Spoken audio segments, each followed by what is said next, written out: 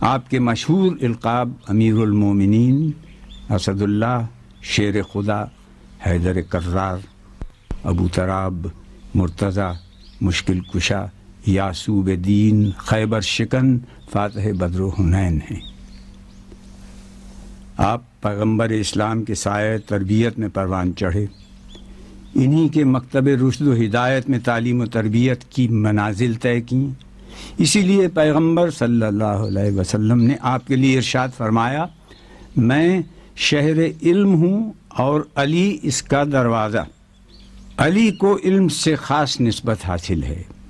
آپ نے ملت اسلامیہ کو نہج البلاغہ کی صورت میں جو علم کا خزانہ دیا ہے وہ ایک عظیم علمی سرمایہ ہے، جس میں فصاحت و بلاغت، خطبات، مکتوبات، توحید، خدا شناسی، علم کلام، فلسفہ، طبیعیات، ریاضیات، الہیات، رموز دین اور اسرار احکام کا سرچشمہ ہے۔